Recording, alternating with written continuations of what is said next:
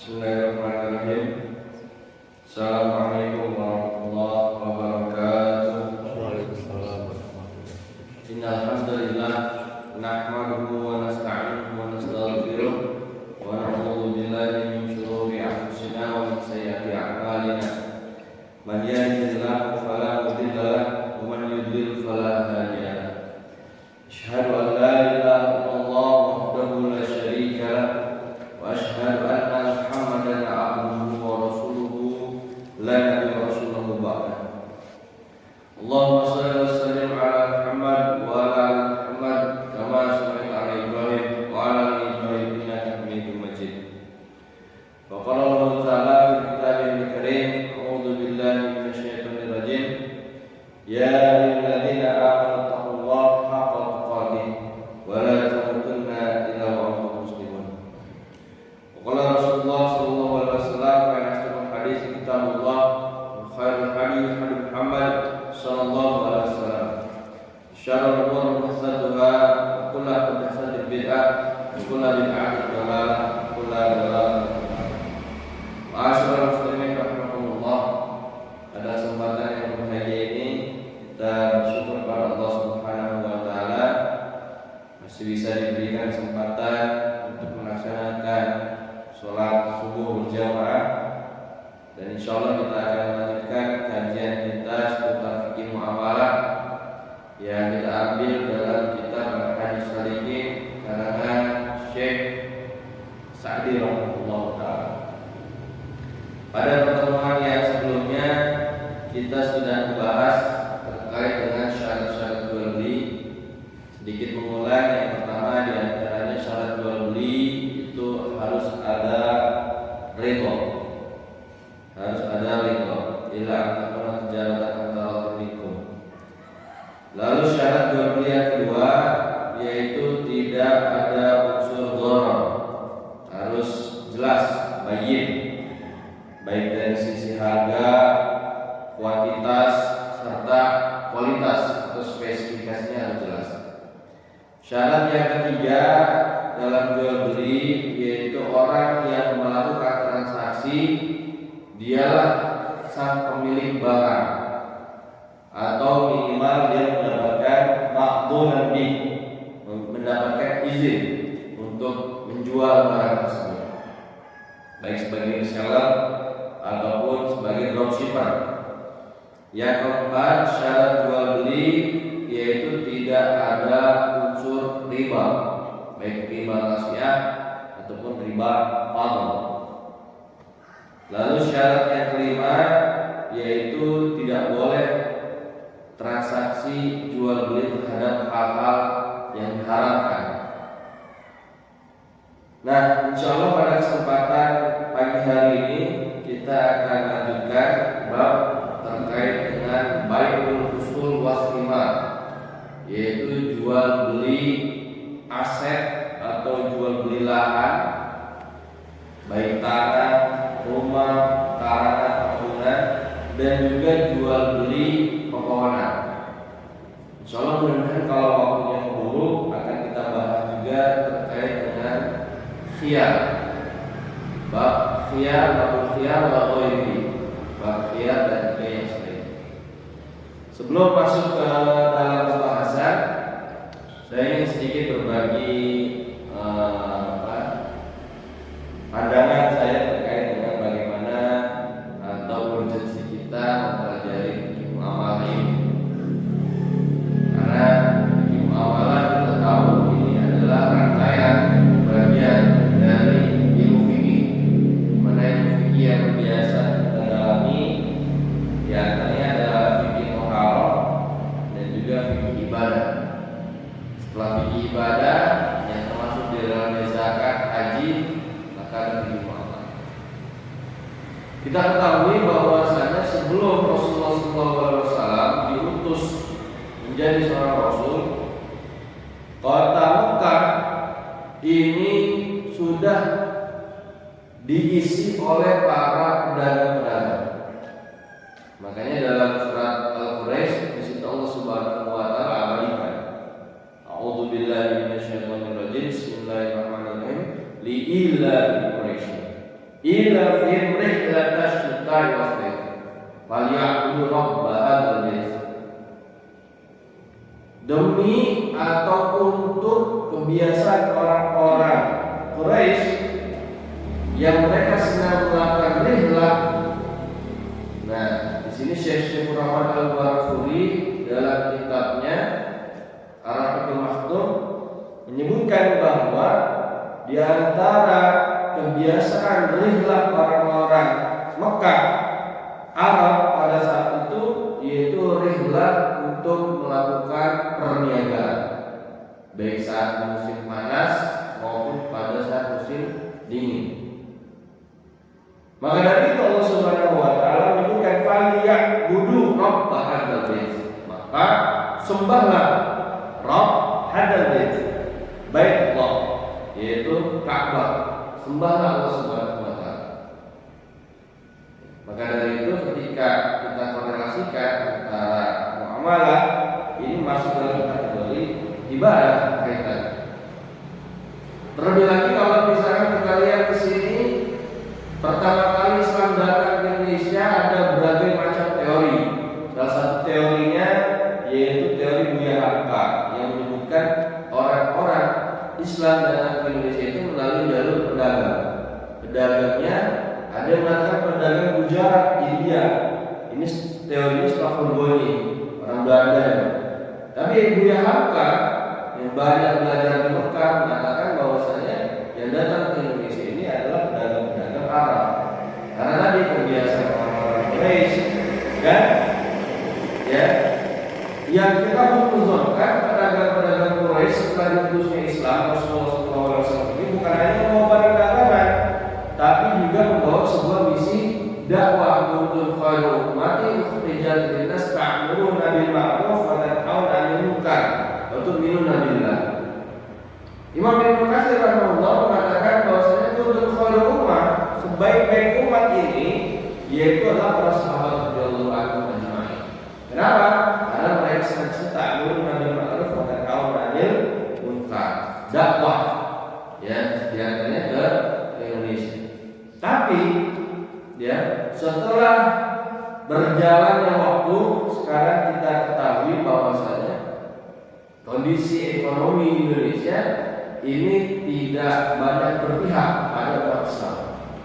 Padahal umat Islam di Indonesia ini mayoritas, bahkan terbanyak. Indonesia negara dengan umat Islam terbanyak sedunia, mengalahkan India, mengalahkan Bangladesh. Ya, apalagi Mekah, Saudi Arabia. Meskipun 100% ada yang mengatakan 99,99% di Saudi Arabia itu mayoritas Islam.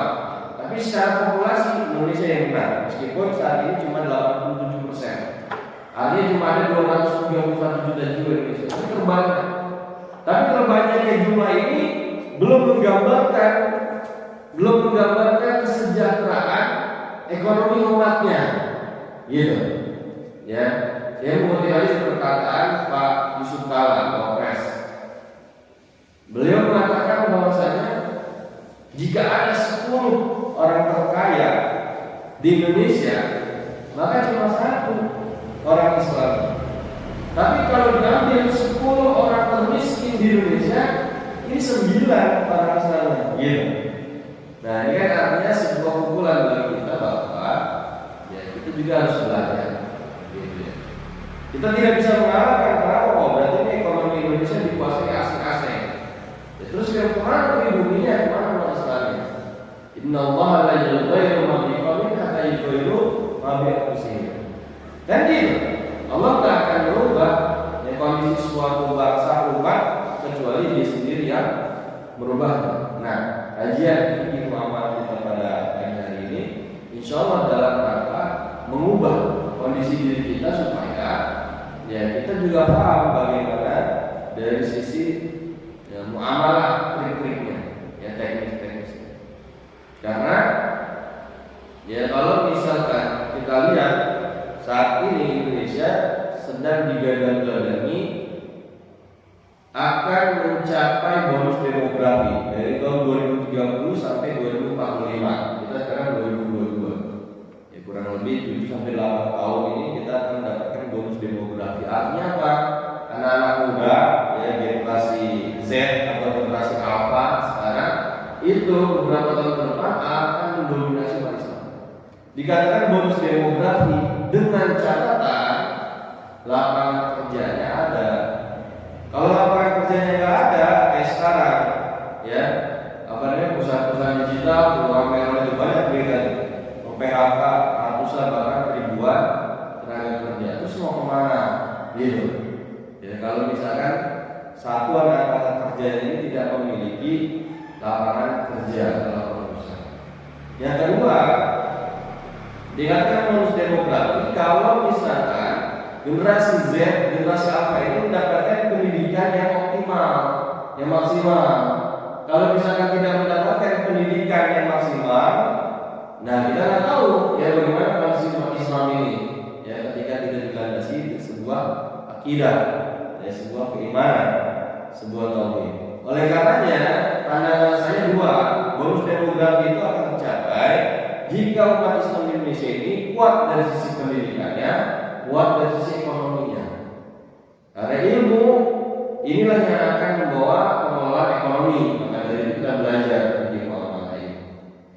Kalau ekonomi, ya tentu aja ini akan berpengaruh juga baik pada keilmuan maupun ke yang lainnya.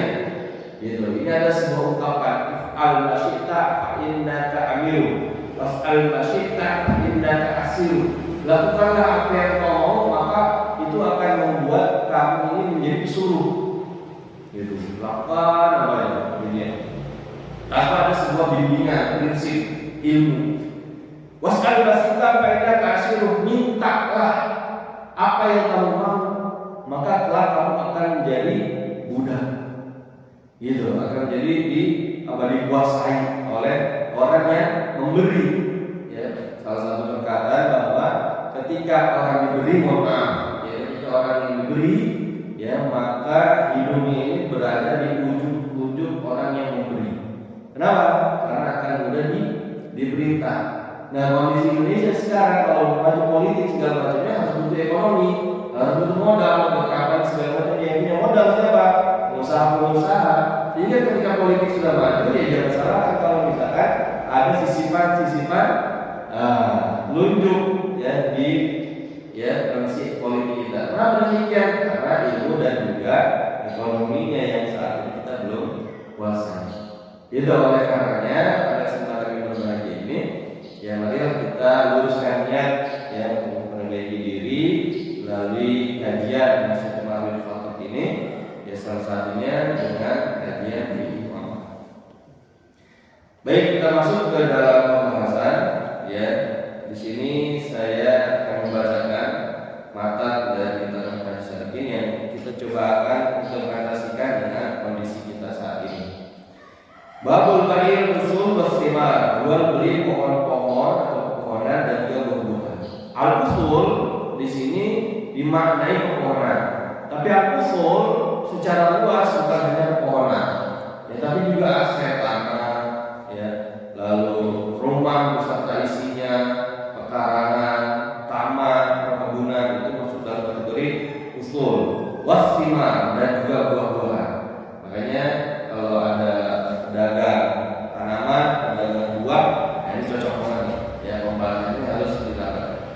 Kalau Rasulullah SAW di sini ya mu'alif mengutip sebuah hadis Nabi sallallahu alaihi wasallam, "Man ba'i nakhlan ba'da an tu'abbar fa thamaratuha lil ba'i illa an yashtariqaha al-mubta'u." Muttafaqun alaih.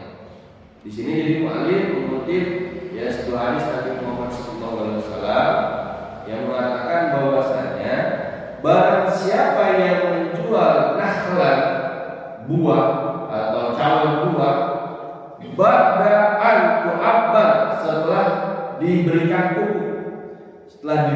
pupuk, ya, maka fasaratu halil ba'i, kalau misalnya sudah diberikan pupuk terus dijual, nah maka buahnya ini nanti milik si penjual, gitu, tidak serta-merta langsung milik si pembeli. Ini jadi saya khususkan pembahasan pada pagi hari ini ya, ini banyak membahas terkait dengan akhlak baik penjual maupun pembeli dan juga hak-haknya gitu. Akhlak dan juga hak-haknya baik penjual maupun pembeli. Salah satu ini ya, hak siapa ini ketika ada hasil dari barang yang dijual setelah diusahakan sebelumnya ya. Contoh yang lain misalkan, ya. Contoh yang lain. Misalkan ada sebuah transaksi otomotif, karena di pasar ada otomotif misalnya, ya. Lalu sebelum otomotif ini dijual sudah didaftarkan kontes, gitu. Ya sudah didaftarkan kontes, setelah didaftarkan kontes dijual, gitu. Kontesnya tetap berlangsung, ya. Lalu otomotifnya mobilnya ini sudah dijual, gitu. Setelah diumumkan, maka pemenangnya adalah mobil A, mobil yang dijual tadi. Nah, secara hukum asal dari hasil ini kalau kita kiaskan bahwa hadiah dari kontestasi tersebut bukan milik si pembeli mobil, tapi milik si penjual mobil, gitu. Ya. Kecuali di sini ila an yastarita biha, kecuali ya sudah dipersyaratkan sebelumnya. Ini saya beli pohon yang sudah dipupuk, ya, yang sudah diberikan pupuk. Tapi kalau misalkan nanti berbuah, itu buah saya, buah. Gimana? Deal nggak? Deal. Ya, oke. Jadi sah nggak? Sah. Karena yang diperjualbelikan bukan buahnya, yang diperjualbelikan adalah pohonnya. Kalau yang dijual belikan buahnya tidak sah. Kalau yang dijual belikan adalah pokoknya ini mobil udah saya konteskan, ya. Pokoknya ini kalau misalkan kontes pasti juara, gitu. Padahal kan belum tentu juara, ada belum tentu berbuah, gitu. Yaudah karena ini mobil bakal juara, saya beli mobil. Yang dibeli adalah hasil dari juara. Ini kan bakal berbuah nih, oh ini saya beli pohon, gitu. Bukan yang dibeli pohonnya, tapi yang dibelikan adalah hasilnya. Dan ini masuk dalam kategori goror, gitu. Kecuali kalau yang dibeli adalah usulnya, gitu. Makanya pohon yang dibeli, mobilnya yang dibeli, atau misalkan lahan, ini lahan bakal subur, gitu. Pakai bagus. Nanti 5 tahun, 10 tahun ke depan, akses tol masuk ke sini. Kalau jadi segmennya, kalau pindah kan jadi justru kalau di belakang tol. Makanya yang dibeli itu bukan hal-hal yang goib, tapi hal-hal yang real. Gitu aja yang real sekarang. Nanti selanjutnya itu bonus, gitu. Ya, kecuali dipersyaratkan oleh al-mubtadi, ya, oleh penjual atau oleh pembeli. Nah, tapi saya bakal beli pohon, ini mobil, bakal beli, ini tanah bakal beli. Tapi nanti kalau misalkan ini ada buahnya, ini ada hadiahnya, ini ada perbaikan jalannya, itu masuk ikut semuanya. Gimana dia? Oke, gitu. Ya. Wakadal kasairul al-asjari idza kana hamluhu bahagian. Semuanya, ya, bukan hanya pohon-pohon atau usul atau samarot yang semacamnya, ya, tapi semuanya lah. Maka dari tadi bisa kita kiaskan. Nah, ini kan artinya ada hak penjual, ada hak pembeli, ada yang harus kita sepakati, gitu. Jangan mentang-mentang nanti ini kan dulu saya nanam nih, gitu. Oke, tanahnya udah dibeli, pohonnya udah dibeli, tapi kan saya nanam, saya ambil loh. Iya, memang seperti itu hukum asal. Tapi kalau tidak disepakati di awal, barangkali si pembeli mengharapkan, wah ini durian bagus nih nanti kalau misalnya udah berbuah, gitu. Jadi saya bayarin tanahnya berapa? Ya. Pas ketika panen, ya si penjualnya ini datang bawa apa kalau segala macam siapa loh. Kok main ini kan tanah saya, ini pohon kan bisa beli, tapi kan yang beli pohonnya bukan buahnya, gitu. Lo nggak bisa berantem lah akhirnya konten itu. Makanya harus disepakati dulu di awal. Ini nanti buahnya masuk ke mana, gitu. Wa min qawli dzara az-zadu alladhi la yuhsadu illa maratan wahidatan. Ya, ini berlaku juga kalau cuma sekali buah. Misalkan kebun pisang nih udah mau berbuah, kan dia cuma sekali doang, ya dibelilah Kebunnya bisa. ya. Maka kan kalau buah yang lain ada harapan nanti berbuah lagi. Dan kalau pisang gitu, kalau ubi, singkong segala macam itu cuma sekali doang, ya. Ketika ditarik, dicabut oleh si penjual, pembeli cuma dapat apa sisanya doang, ya tanah kosong atau sisa pohon doang, ya itu harus tumbuh tunas lagi baru nanti akan berbuah gitu. Itu disebutkan ya kalau misalnya cuma sekali itu kan, sekalipun itu cuma sekali doang berbuahnya, maka tetap itu mendapatkan, itu punya hasil si penjual gitu. Makanya harus dipahami. Baik karena yuhulu miraran fal usul lil mushtari fal jazatu al-zahiratu inggal ba'i lil ba'i.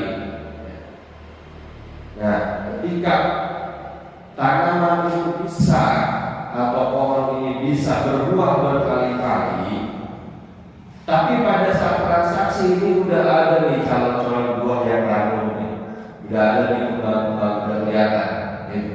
Maka hak si penjual itu cuma yang kelihatan pada saat transaksi ini 1, 2, 3, 4, pokoknya ini. Setelah masa periode panennya selesai, udah nggak ada hak lagi gitu. Tidak ada hak si penjual lagi. Selain itu panen kedua, ketiga dan seterusnya itu milik si pembeli, karena kan pembeli yang mengurusnya jadi itu ya gitu. Kalau ada finalnya loh, sampai hal-hal yang terkecil itu akan mendapatkan balasan kira-kira ya. Sampai hal-hal amalan-amalan kita yang terkecil, baik itu amalan kebaikan maupun amalan keburukan, kita pasti akan mendapatkan. Nah, ini kira-kira diimplementasikan dalam fikih ya. Apa yang sudah kita tanam pada hari ini, insya Allah kita akan mendapatkan manfaatnya. Maka Rasulullah SAW menyatakan apabila besok kiamat dan di dalam tanganmu ini ada biji kurma, tanam, gitu. Maka tanam supaya apa? Ya supaya kau tetap mendapatkan manfaatnya, meskipun tidak merasakan buahnya, tapi khairun nas ka'um linas kan kira-kira. Ya, kita sudah berbuat manfaat untuk manusia. Wana Rasulullah SAW an bai'ul istimar hatta yang dua salamuha. Nah al-bai' wal mubtara. Tadi Rasul SAW melarang kita untuk jual beli buah. Ya tadi, ya, jual beli buah sampai terlihat ciri-ciri atau terhindar dari pembusukan. Kita alias sudah jelas panen matang gitu, ya. Atau bakal busuk, nggak bakal kena hama nih, nggak bakal apa namanya dimakan codot misalkan. Udah beli baru boleh, ya. Dan Rasul melarang bukan hanya penjual atau pembeli aja, dua-duanya nggak boleh. Kita beli ini sih kayaknya bakal matang nanti, gitu. Kita beli, gitu. Nggak boleh itu sebagai pembeli, apalagi sebagai penjual. Kemarin waktu panen ini bagus hasilnya, manis rasanya, ya banyak buahnya. Kita nggak tahu panennya sekarang tuh gimana sih, gitu. Ya makanya ya yang jelas transaksi itu harus jelas, baik pohonnya yang dibeli, ya atau buahnya. Tapi kan kalau mau beli buahnya, ya sampai dia terlihat matangnya atau sampai dia kawan tidak ada cacat gitu ya, atau tidak bakalan apa busuk ya, tidak akan dimakan hama segala macam. Nah, wasila an salamiha faqala hatta tadhabu ahadu wa fil lafzi hatta tahmaru aw tasfarra. Ya, tadi ditanya Rasulullah gimana cara kita tahu bahwa buah itu sudah matang atau buah itu akan terhindar dari bahaya. Jadi kata Rasulullah SAW, ya, hatta tadzabahu hatta tahmara aw tasfara, sampai warnanya ini kira-kira berubah kuning-kuningan atau merah gitu. Jadinya sudah kelihatan tanda-tanda bahwa itu matang. Kalau misalnya menjual satu pembeli tanaman atau buah pasti tahu, ya. Nah, yastadda rawahu ahlu sunnah. Jadi Rasulullah SAW juga melarang transaksi bijian sampai bijinya ini mengeras. Ya, ini detail disampaikan.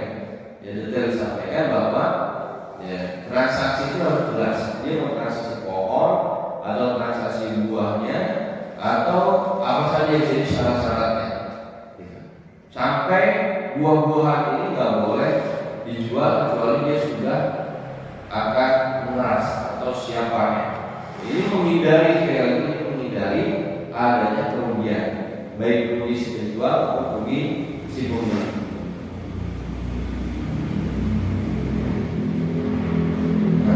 Waqala dan dikatakan bahwasanya oleh Rasulullah SAW, "Lau bita min akhika samaran fasabahu jadihatu fala yuhilla laka an ta'khudha minhu syai'an bima taqulu fala akhirka bi ghairi haqqin." Nah, jika kalian membeli suatu buah-buahan yang ditimpa, akhirnya ini setelah dibeli ternyata buah itu busuk atau terkena musibah, bencana, hama dan segala macamnya, ya maka la yuhilla lakum, tidak dihalalkan bagi kalian ini untuk ta'khudha minhu syai'an, mengambil harta penjualannya. Nggak boleh mengambil harta. Kalau misalnya transaksi sudah deal, ternyata besok ada busuk semua, gitu. Nggak tahu tuh apa penyebabnya, busuk semua. Maka jika kondisi seperti itu, ya, la yuhilla laka an ta'khudha minhu syai'an, tidak dihalalkan bagi kalian untuk mengambil sesuatu harta dari benda yang dijual. Bima ta'khudha minhu akhika bil, apakah kamu rela mengambil harta dari saudara itu tanpa adanya sebuah hak dari kalian? Ya. Ini yang pertama, ya.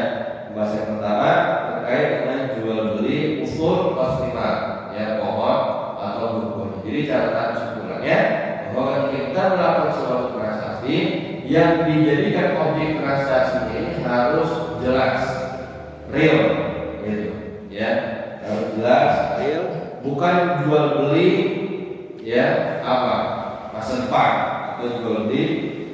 Kalau di sini kita juga dijelaskan dengan bahan goror, jual belinya itu goror, gitu, yang sesuatu lokasi, yang juga adalah kepastian. Pohonnya juga pohonnya, hasilnya itu berarti milik si penjual. Ya, bonusnya kalau misalkan nanti silakan nanti ini hasilnya buat Anda juga, silakan saja pengambilan. Ketika sudah dipersyaratkan seperti itu, baru kita mendapatkan hak untuk mengambil barang tersebut. Nah, yang kedua, kalau jual beli pohon, jual beli buahnya ini kita jangan sampai membeli tanpa ada suatu kepastian bahwa barang atau buah ini akan matang. Gitu. Kalau misalkan masih hijau, apalagi baru bunga, ya, ini maka hindari karena akan mendapatkan suatu hal yang tidak pastikan. Sudah ranum, sudah merah atau kuning dan sudah yakin akan terhindar dari bahaya, ini baru dijual, gitu, ya. Yang ketiga, pesan dari Rasulullah SAW, apakah kalian mau rela mengambil harta saudara kalian, ya, tanpa hak yang jelas? Artinya kalau sudah transaksi ternyata itu ada aib, ada cacat, ya, maka kita tidak dihalalkan untuk mengambil harta tersebut. Nah, ini maka kaitannya pada khiyar. Maka pembahasan yang kedua ini terkait dengan khiyar, ya. Apa yang dimaksud dengan khiyar? Yang dimaksud dengan khiyar ini adalah permohonan atau pilihan baik si pembeli ini ingin melanjutkan jual belinya, transaksinya, atau membatalkannya. Ini adalah hak dari si pembeli. Lalu penjual bagaimana? Penjual akan mendapatkan keutamaan di sisi Allah Subhanahu wa taala ketika dia merelakan transaksi Kesimpulan, khiyar ini terbagi menjadi 3. Yang pertama ada khiyar majlis, yang kedua di sini ada khiyar syarat, yang ketiga ada khiyar ain. Di sini penulis mengatakan bahwasanya wa'idha waqa'a al-iqdu shara laziman. Apabila sebenarnya hukum asalnya, apabila seorang yang sudah melakukan transaksi baik jual maupun beli, ya, maka itu sudah menjadi sebuah akad. Nah, akad ini ada yang disebut dengan akad lazim. Yang dimaksud dengan akad lazim ini berbeda perspektifnya dengan lazim tes kita. Kalau kita kadang bicara lazim biasa, itu biasa, lazim, gitu. Nah, dari pandangan fikih yang dimaksud dengan lazim itu adalah harus ditunaikan, gitu. Harus ditunaikan, bukan lagi ya bisa dibatalkan, gitu. Bukan lagi bisa di cancel. Tapi maksudnya lazim ini statusnya sudah wajib ditunaikan seharusnya, gitu. Contohnya yang masuk dalam akad lazim, dia belum transaksi, ya, serah terima uang, tapi dia sudah sepakat bahwa udah, ini pokoknya tanah dari sini sampai sana 100 meter, lokasi di sini saya beli, gitu, ya. Meskipun belum transaksi tukar menukar uang atau belum transaksi serah terima uang, tapi itu sudah menjadi akad dan wajib ditunaikan oleh penjual maupun pembeli. Artinya penjual tak boleh masih lagi mentang-mentang belum di DP, ya, jual lagi. Atau misalkan akhirnya belum sekedar akad, belum tangan, saya batalnya saya kasih cari yang lain. Nah, ini merusak kain, ya, merusak akad. Itu sudah termasuk dari akad yang lazim. Illa bisababi min al-asbab asy-syar'iyyah, kecuali ada sebab-sebab syar'iyyah. Gitu. Misalkan ternyata ada cacatnya. Misalkan ternyata dia diminta bencana uangnya nggak ada, gitu, ya. Atau misalkan banyak ya, pokoknya uzur syar'i, kecuali ada uzur syar'i, maka akad lazim itu baru bisa dibatalkan. Paminha khiyar majlis, salah satu sabab atau uzur syar'inya di sini disebutkan adanya khiyar majlis, ya. Ada khiyar majlis. Apa khiyar majlis itu? Khiyar majlis ini adalah hak pilih pembeli ketika dia masih berada di tempat yang sama oleh penjual. Jadi masih dalam satu majlis. Kalau Nabi Sallallahu Alaihi Wasallam, "Idza tabayya'a rajulan, faqulu wahidin minhuma bil khiyar." Kalau ada 2 orang di antara kalian yang melakukan transaksi, ya, maka setiap orang di antara kalian itu memiliki khiyar, memiliki hak pilih. Malam yatafarraqa wa kana jami'an, selagi dia belum berpisah atau selagi dia masih dalam satu majlis. Ayu khairu ahaduhuma al-akhar, fa khairu ahaduhuma al-akhar, fatabayya'a wa lam yatruka wahidan minhum al-bai' faqad wajaba al-bai'. Jika keduanya ini sepakat bahwa transaksi ini sudah sempurna, ya, maka bisa dilanjutkan transaksi. Apabila dia berpisah setelah transaksi, namun salah satu orang di antara yang menggagalkan jual belinya, ya, maka akad transaksi ini sudah sempurna. Artinya gini, kalau kita sudah deal keluar dari toko, maka sudah tidak ada bisa dikembalikan lagi barangnya, gitu. Ya, maka pastikan dulu benar-benar. Ini boleh nggak? Boleh, gitu. Karena ini masuk dalam khiyar majlis, dan khiyar ini adalah hak, baik hak penjual maupun hak pembeli. Hak penjual artinya menetapkan khiyar majlis, khiyar aib atau khiyar syarat nih. Mau pakai yang mana nih?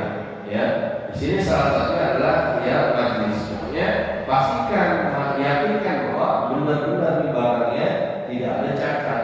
Ya, kita sebagai pembeli harus beli, penjual juga harus menampakkan benar-benar spesifikasinya, jangan tutup-tutupi. Apalagi biasanya jual beli yang second 99% masih mulus, gitu, ya. Padahal ketika dicek, ya, dalamnya wah, ini kita banyak yang jadi PR, ini kira-kira, ya. Nah, itu kan ada sebuah hadis, gitu. khiyar syarat, dan di antaranya juga ada khiyar syarat. Bila syarat al khiyar launa awliya hadima muddatan maklumah. Ya, jika disyaratkan bagi kedua belah pihak atau bagi salah satu pihak itu selama waktu tertentu. Kemarin bulan lalu ada pertanyaan khiyar itu berapa lama? Ya, dalam hadis ada 3 hari. Ini, ya ada 3 hari. Tapi boleh kalau lebih dari 3 hari, boleh kalau lebih dari 3 hari boleh. Ya, dengan catatan disepakati antara penjual sama pembeli. Dan biasanya juga ada batasan-batasan yang mana yang masuk dalam garansi seperti itu. Ya.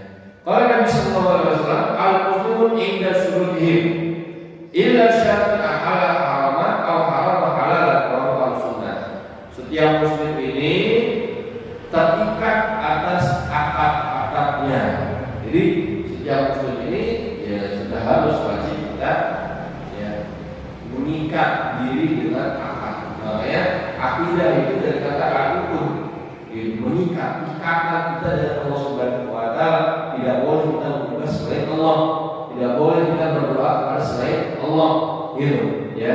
Makanya akidah itu adalah ikatan al-mu'min ya, inda syurutihim ya, itu dia ada sebuah syarat-syarat persyaratan dalam sebuah akad. Illa syarat haraman atau halal, kecuali syarat yang dia ini menghalalkan sesuatu yang haram atau menghalalkan sesuatu yang haram, itu tidak diperbolehkan. Wa minha ila dhubina bina. Nah, apabila ada sebuah dhaman ya, manipulasi harga, kemarin sudah saya kasih contohnya. Di antara dhaman atau manipulasi harga itu adanya rating atau komen ya. Misalnya di transaksi itu di online ada beberapa komen-komenannya, apa itu? Testimoni, ya testimoni. Kadang ini memberikan testimoni bisa dia membeli asli, ya atau testimoni ini dibuat-buat. Yang masuk dalam global itu testimoni dibuat-buat, dia buat akun 5 dia buat akun bagus banget segala macam. Padahal dia juga, itu padahal dia juga atau teman-temannya kasih nanti. Padahal temannya tahu barang ini sebenarnya kurang bagus. Masa nggak enak kan? Ya kasih, jangan berikan apa namanya informasi yang kurang tepat, yang palsu. Kasihan nanti yang lainnya yang tidak tahu. Diharapkan punya barang bagus tapi ya kan biasanya gitu lihat dulu nih, ya testimoni gimana bagus beli gitu. Kan? Testimoni itu mau bintangnya cuma ada 2, tanya yang lain, tanya kan jujur gitu. Wamin hadila kubina riban yang setuju ambil adat. Ya, kalau misalnya ada sebuah transaksi yang dia ini di luar kewajaran tadi, ya ada sebuah problem manipulasi harga atau manipulasi informasi yang di luar adanya kewajaran. Ini gimana sih katanya barangnya bagus, ternyata barangnya kayak gini. Nah itu bisa menjadi khiyar. Ima bila jisim atau ada sebuah praktek najis tadi, ya apa namanya penipuan. Atau talak jalan kemarin, ya atau ada orang yang talak jalan atau talak hidupan, mencegah petani ini supaya jangan sampai ke pasar. Udah 3 bulan ini, supaya nggak tahu harga pasarnya berapa. Kalau sekarang kan gampang ya, ada internet, informasi sudah luar. Kalau dulu kan mencegah informasi. Intinya kan dusta, mungkin pasar kaki 5.000 kilo, padahal 10.000 kilo, gitu kan? Oh boleh lima, ada yang selainnya, maka itu masuk dalam khiyar syarat, boleh, ya boleh ditentukan, dipilih oleh si penjual, oleh pembeli ini mau melanjutkan atau tidak, gitu. Haknya, hak penjual maupun hak pembeli. Lalu yang ketiga, khiyar yang ketiga, wamin khiyar tadlis, yaitu khiyar adanya tadlis. Kenapa tadlis? Karena ada sebuah kamuflase. Biar yudallis al-bai'i ala mushtari ma yazidu bi astaman. Kata dia al-laban fi dha'i bihi mati al-aqda.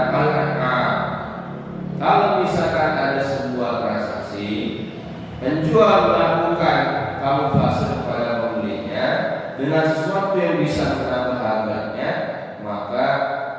pembeli memiliki hak khiyar. Gitu. Contohnya seperti apa?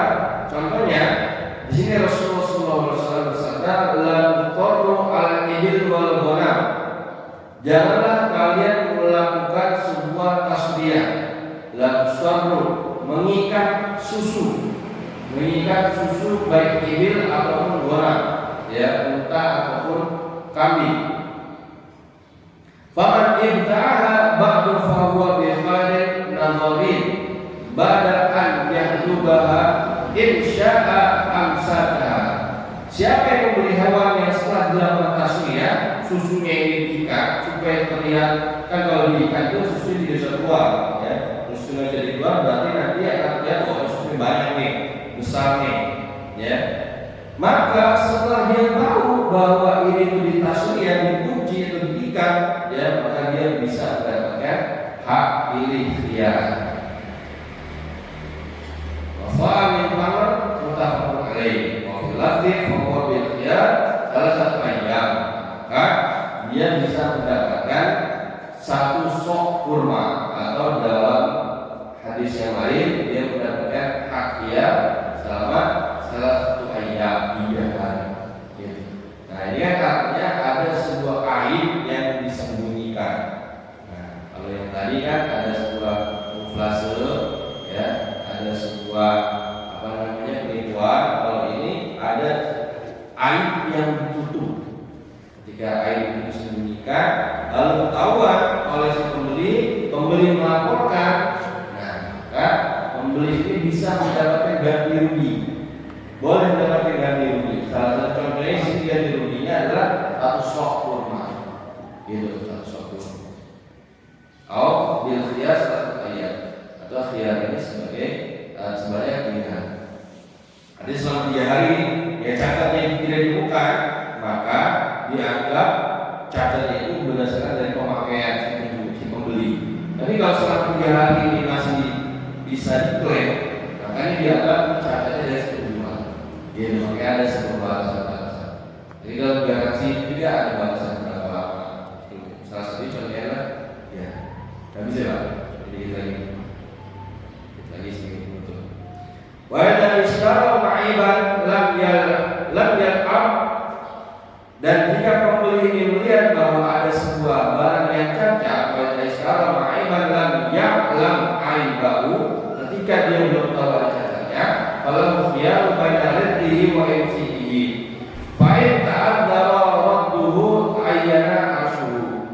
Maka dia memiliki hak khiyar antara dia mengembalikan barang itu atau tetap dimilikinya. Jika tidak mungkin ya mengembalikannya, maka ya pembeli ini ya bisa menerima adanya sebuah kompensasi. Artinya ketika itu sudah diserahkan nggak mungkin lagi kembalikan. Ya misalkan makanan, ternyata setelah dimakan ini ada apa? Misalkan ada lalat, kan nggak mungkin ya dimuntahkan kembali, nggak mungkin kan gitu. Kalian diberikan ada kompensasi diganti dengan yang baru. Jangan seperti itu kalau misalkan ada perusahaan. Wa idza ikhtalafa fil thaman lahalafa wa likulli minhuma al-fasad. Jika keduanya berselisih dalam masalah harga, maka keduanya itu harus saling bersumpah dan masing-masing dari keduanya itu memiliki hak membatalkan, kan? Perbedaan harga.